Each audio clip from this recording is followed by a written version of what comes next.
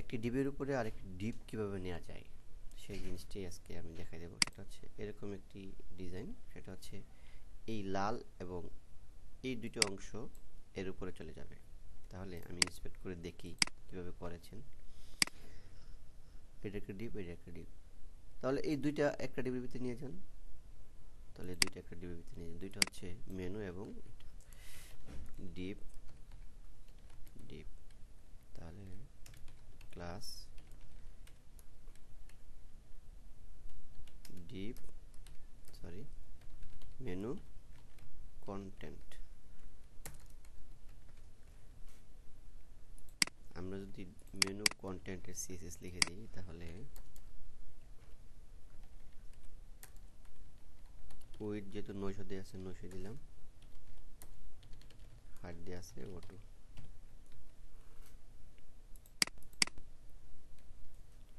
এখন এটা মাঝখানে চলে গেছে, হ্যাঁ সরি বাম পাশে চলে গেছে, এটাকে মাঝখানে আনতে হবে। তো মাঝখানে আনতে হলে আমাদের যে এই ডিপটুকু থেকে আমরা মার্জিন অটোতে দিই। এই ডিপটুকু মার্জিন অটো করলে এর ভিতরে যে ডিপগুলো আছে যেমন মেনু কন্টেন্ট এইগুলোকে আর মার্জিন অটো দিতে হবে না। হ্যাঁ 33 নম্বর সিএসএস আমরা চেঞ্জ করে ফেলি, 33 নম্বর সিএসএস। তো আমাদের কাজ প্রায় শেষের দিকে, এখন শুধু মার্জিন ধরে উপরে তুলে দেব। তাহলে আমরা এখানে কি দেব, যদি মার্জিন দিই, মার্জিন টপ দেই 20 পিক্সেল, তাহলে কি হবে, নিচে নেমে যাবে।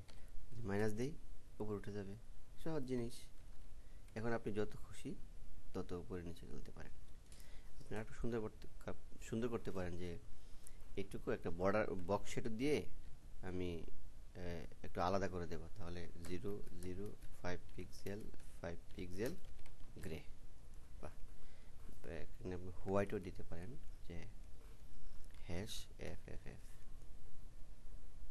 এটা হচ্ছে ব্লুরিংটা বাড়ায় দিতে পারেন, সরি এটা হচ্ছে ব্লুরিং, এটা ব্লুরিং বাড়াই দিতে পারেন। এটা হচ্ছে স্পিডটা কত হবে, বাহ সুন্দর করে দিতে পারেন।